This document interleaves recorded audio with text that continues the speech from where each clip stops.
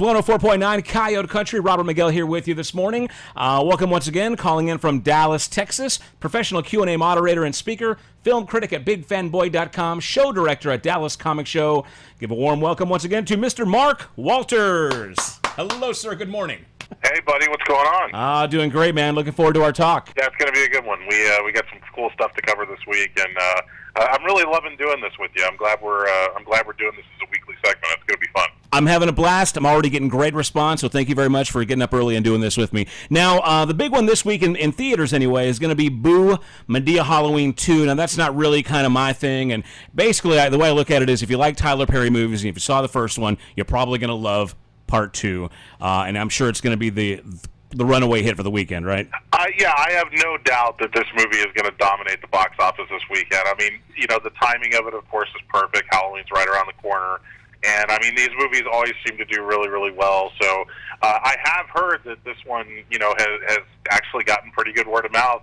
Plus, Tyler Perry was out there, kind of really hitting the pavement and promoting it. He even came through Dallas a couple weeks ago to promote it. So he's been out there pushing this one pretty hard. All right, well, that one's out in theaters as well. And I heard you had some insight on Goodbye, Christopher Robin. Yeah, I saw Goodbye, Christopher Robin, which I got to tell you, this is the story of A.A. Milne, who was the guy that created Winnie the Pooh, which, of course, went on to be a huge hit for Disney and all that. And the interesting thing about this movie, it's a period piece. It's kind of a touching story about the origins of that. But man, oh man, what a tearjerker this movie is. I had no idea when I went into it that it was going to be as emotional as it is. And that's not to say that it's like a sad movie or a depressing movie. It's just a very emotional film. But at the same time, I think it's also kind of a great family film. It's the kind of movie that you could take the kids to it. They could learn something. They could be a little bit familiar with the subject matter because it is about Winnie the Pooh. And at the same time, kind of understand. And what's really interesting about it is that I didn't know a whole lot about it going into it, other than the basic story. But it actually, in a weird sort of way, kind of deals with PTSD because Milne himself was served in World War I and had a lot of issues with PTSD, coming out of the war. So not only was it, kind of the origins of him creating that story and finding that voice for it, but also him dealing with his own personal demons, being a war veteran. But yeah, it's a great film. It's definitely one of the better films I think I've seen this year. Well, tell me this. I saw that Margot Robbie's actually in it. Now, is she like the main love interest, perhaps, or? She plays his wife in the movie, and I'm going to warn you guys, if you're fans of Margot Robbie, this is not a very likable role for her. She's playing a character that is kind of... during that time period, sort of upper crust, a little bit spoiled, and she's also a woman that after having her child, and some of this was very much indicative of the time period, it wasn't so much just her as a person, but at that time, it was very commonplace for men and women to have like a nanny that would come in and take care of their child, and in this story in particular, the nanny, she has a much closer relationship with the child than the mother or the father did. And so in the story, Margot Robbie's character is, not only is she not in the movie very much, but the character that she plays is really not a very likable character. And I think that's maybe the one downside. I mean, it's great having her in the film, and she of course is terrific. Her performance is great. But it's just one of those things that sometimes people say, like, well, I don't want to see this person I really like if they're playing a role that I'm not going to like. And I think that's something that people should at least be warned about, is that she's not the most likable person in this particular story. Well, I'm all about it. I mean, I think that I think that she's a great actress, and she has a lot more to offer than Harley Quinn. This is definitely a good example of her showing her range, and it's interesting because we also saw the trailer just dropped this week for I, Tanya, which is her playing Tanya Harding. Oh, I think that movie is really going to wow a lot of people, because I think you're going to see a side of her that a lot of people maybe didn't expect or weren't prepared for. I think that Margot Robbie is a phenomenal actress. I think we've only started to see just how good she can be. And not too hard to look at either, right? So, right. All right, so that's a rundown on Goodbye, Christopher Robin. Of course, another one that's coming out this weekend is The Snowman, with the new Michael Fassbender's movie. Yeah, this is based on a book by a Norwegian author. I'm going to forget his name. I want to say it's Michael Nesbo, or his last name is Nesbo. I can't remember his first name, but But yeah, this is based on a very popular crime novel, and it's a series of books, I think, that he's written about this detective whose name is Harry Hole, and he's played by Michael Fassbender. And in the story, The Snowman, there's a serial killer that keeps sending Harry these messages about, how he could have saved these women, and he's trying to piece it together and figure out, what's the connection with these women that are popping up dead. And I will say that, this is a film that kind of is very much in the vein of Girl with the Dragon Tattoo, or maybe even, well, I was going to say Seven, but I don't know if I'd want to go that far. I would say maybe something more along the lines of Gone Girl, in between Gone Girl and Girl with the Dragon Tattoo, that kind of feel to it. Okay. But I hate to say this, as good as some of the performances are in the movie itself is kind of a mess. And I've discovered after seeing the film, I was kind of curious about, what led to that. And as it turns out, there were big chunks of the script that they had written that never got filmed. And so the movie itself, as the finished product is presented, it's not even really a complete work, because you're actually missing sections of the story. And I did notice that when I watched it. It's one of those films that feels like you're watching like a 2.5-hour movie that was cut down to 2 hours. And because of the stuff that they cut out, there's certain parts of it that just don't quite make sense or don't quite flow as well. So I wish I could say that it was a better film, but if you like Michael Fassbender, he always delivers. He's always 110% in every movie he does. And Rebecca Ferguson also stars in it, and she's really, really good. But the problem, I think the biggest problem that they're faced with in this film is that those two actors, they are very rarely on screen together, but yet they play the two principal characters of the movie. So instead of having like two people working together to solve a crime, you have two people who are sort of working separately, both at the same time trying to solve the same crime, and I think that hurts the story a little bit. Other thing that's probably most interesting about this movie, and it's going to be the thing that a lot of people will be talking about, this movie has Val Kilmer in it. Not been in a movie in the last few years. Now, for those of you that are not aware, Val Kilmer has been battling tongue cancer. He actually cannot talk. His voice is completely gone. He can't talk. So in this movie, they had to dub over him, and the voice that they gave him is really bad. I don't know what they were thinking when they picked the voiceover artist to do the ADR for him in this movie, but it does not fit at all. So, and I noticed a lot of people coming out of the screening that were kind of put off by that, like they were thinking, plus the fact that Val Kilmer himself, because he's going through chemotherapy and trying to deal with the cancer that he's having problems with in real life, he just looks bad. I mean, like he looks very unhealthy.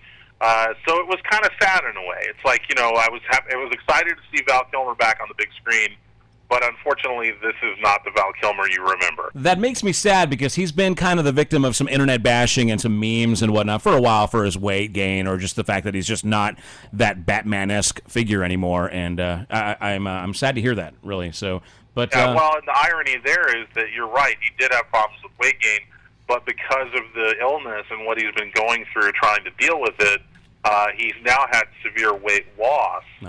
So what you now have is you have Val Kilmer in a very thin frame, but he's got kind of a lot of excess skin on him now because he was heavy set for a while.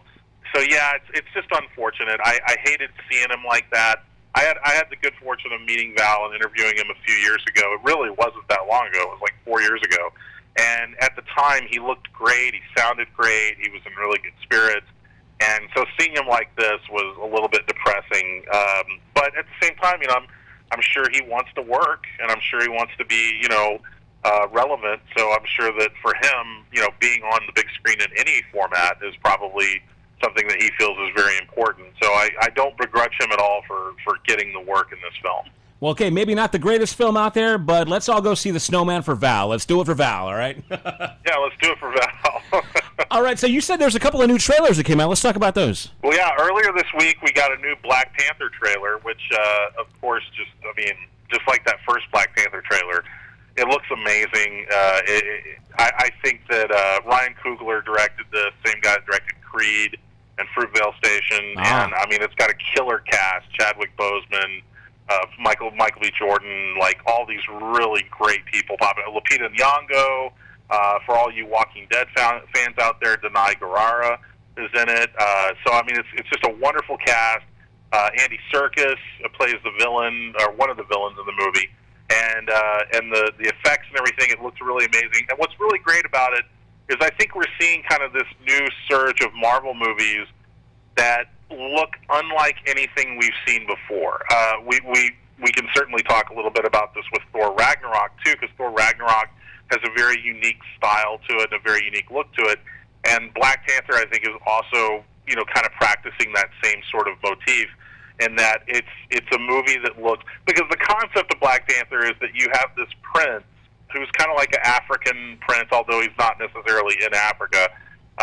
But he's a prince that he's in charge of this incredibly high-tech hidden city. So they have to find a way to make this hidden city look unlike anything we've ever seen before. And when you watch the trailers, you get a little bit of a taste of that.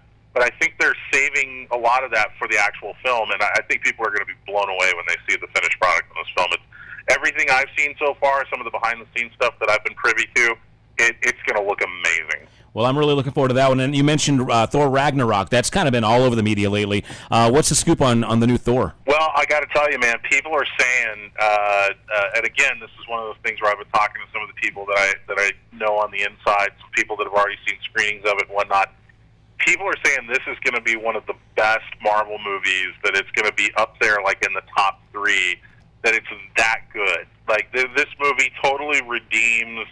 I mean, let's face it. The first Thor was okay. Mm-hmm. The second Thor, not very good. Now, I kind of liked the second one. I don't know. I mean, but I like Chris Hemsworth, you know, in general, and I think the Thor character is just so dang charming. You know what I mean? I've almost got a man crush on the boy. But I thought they were both okay. But yeah, let me be honest.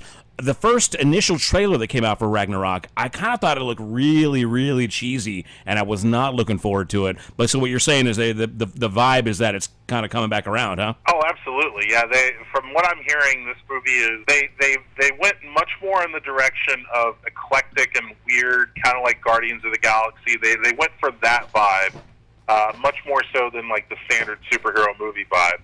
And the director of this film, Taika Waititi, who was the guy that brought us, What We Do in the Shadows, and what's the other film that I'm thinking of with Sam Neill? I can't think of the name of the film, but it's another great, like, kind of low-budget indie film. He is trying to do some really interesting things with this, and I think people are going to be blown away by it. Again, the aesthetics of the film, the look of the film, I think is going to really blow people away, because it's going to look unlike any other superhero-type film that you've seen. And they also were very specific about going back to some of the comic book stories and really trying to bring to life some of the classic comic book, not only the look of the comics, but some of the great comic book stories that Thor has experienced through the years. And from what I'm hearing, from everything I'm hearing, not only is the movie itself great, but people are going to be blown away by Cate Blanchett. She is going to totally steal this movie, playing the villain Hela. And this is our first Marvel female supervillain. This will be the first time we've seen a female supervillain in a Marvel movie. Excellent. So I'm very excited about that. I can't wait. I think it's going to be terrific. And if you could review, what are the release dates? Do you know those for Black Panther and Thor Ragnarok? Black Panther, I believe, is February 18th, if I'm not mistaken. Okay. And Thor Ragnarok, I think, is November 8th. Mm-hmm. I'm telling you, Robert, it's getting so hard to keep track of these dates, because you have so many superhero movies coming out now, and Justice League and Thor are both in November, and then like right after that we got Star Wars in December. Like every month we've got so many of these pop culture movies coming out. It's getting so hard to keep track of. But don't you love it though? Don't you love it? I'll tell you, I love it. But I'm a little bit scared about it, because I do believe there is too much of a good thing. Right, oversaturation is always an issue as well, too. It's great that we've got all these cool flicks coming out, but I just don't want the audiences to get so complacent that they don't care and they don't start, they don't keep going and spending their money and buying tickets.